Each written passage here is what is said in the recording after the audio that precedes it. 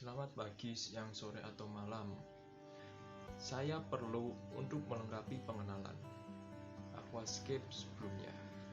Perawatan aquascape atau maintenance merupakan 20% dari kegiatan aquascape. 80% sisanya meliputi tahap perencanaan sampai dengan eksekusi membuat aquascape. Jika sudah berhasil melakukan setup aquascape, berarti Anda sudah menyelesaikan sekitar 80% pekerjaan aquascape.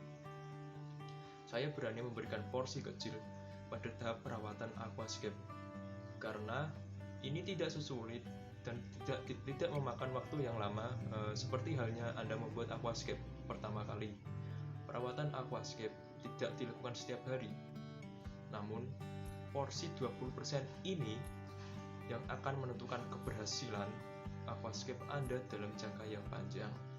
Silahkan Anda membuat atau setup aquascape sesempurna mungkin. Silahkan lengkapi aquascape Anda dengan peralatan yang canggih maupun mahal. Namun, jika dalam langkah perawatan Anda gagal, maka semua usaha Anda itu tidak ada artinya. Oleh karena itu, saya sarankan untuk terus menggali informasi mengenai teknik-teknik atau prinsip dasar yang harus Anda kuasai dalam merawat aquascape. Teknik perawatan aquascape akan terus berkembang dari waktu ke waktu. Bermacam-macam teknik akan terus bermunculan ke depannya. Yang pasti, itu akan semakin memudahkan kita dalam melakukan perawatan. Banyak pertanyaan seperti ini. Wah, itu aquascape ya? Pasti merawatnya susah ya? Nah, pertanyaan itulah yang biasanya membuat orang berpikir 10 atau bahkan 1000 kali untuk membuat aquascape. Anggapan itu merupakan anggapan yang salah. Mereka selalu terfokus pada tahap perawatan yang justru merupakan bagian kecil dari serangkaian kegiatan aquascape. Apalagi banyak penyedia jasa aquascape. Jadi, bukanlah suatu alasan. Hanya dua pilihan, belajar perawatan sendiri atau menggunakan jasa orang lain dalam merawat aquascape. Dalam kesempatan kali ini, saya akan memaintenance aquascape saya sendiri. Simak terus videonya, sampai jumpa.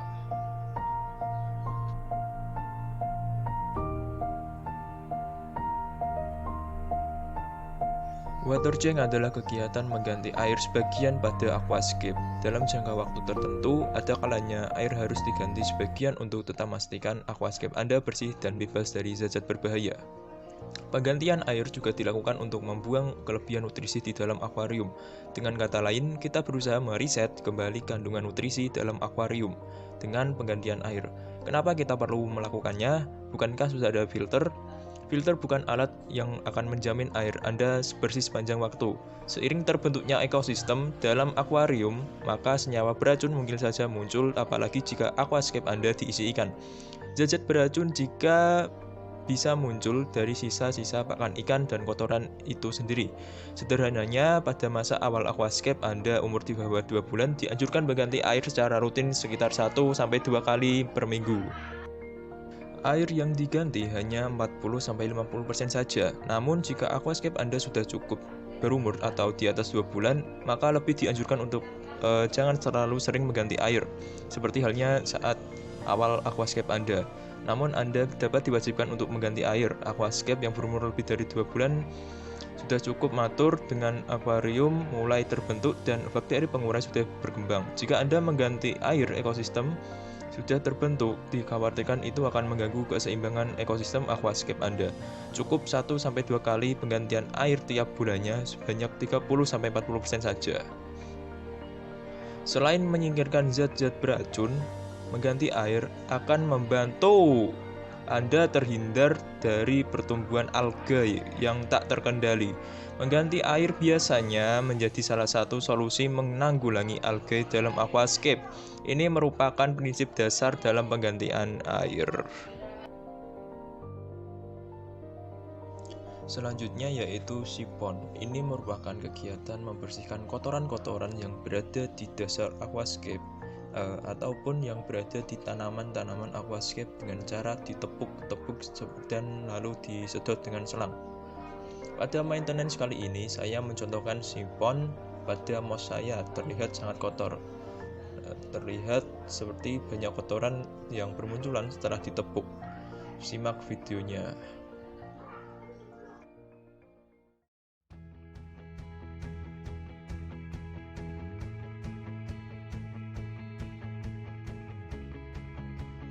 Setelah dirasa water change dan sifon cukup, kita bisa menambahkan air lagi pada aquascape.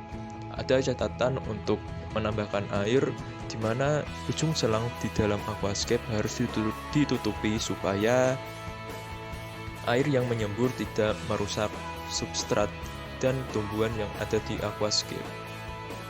Dengan kata lain, kita bisa menggunakan penahan supaya air yang keluar tidak terlalu deras.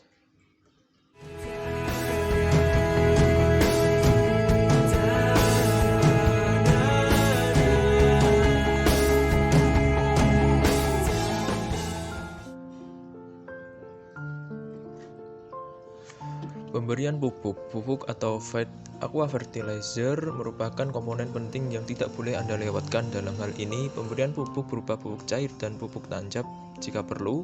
Yang paling utama adalah pupuk cair. Contoh pupuk cair yang saya gunakan adalah dua jenis, yaitu cair mikro dan makro. Pupuk cair makro mengandung elemen-elemen pelengkap yang mendominasi zat besi sebagai nutrisi bagi tanaman. Cara penggunaannya cukup mudah, Anda tinggal menyemprotkan ke dalam akuarium. Saya menggunakan secara bergantian, misal Senin makro, maka Selasa mikro. Untuk dosisnya hanya menggunakan satu pump, yaitu sekitar 7 ml untuk tank berukuran 50 cm. Selain penggunaan pupuk cair, saya juga memberikan bakteri cair. Fungsi dari bakteri cair adalah menambahkan jumlah bakteri baik dalam aquascape yang berguna untuk menjernihkan air. Penggunaan bisa 1-2 pump. Jika semua langkah-langkah tersebut sudah dilakukan, maka maintenance hari ini sudah selesai. Nantikan saya di episode selanjutnya. Sampai jumpa dan salam sehat, tetap semangat.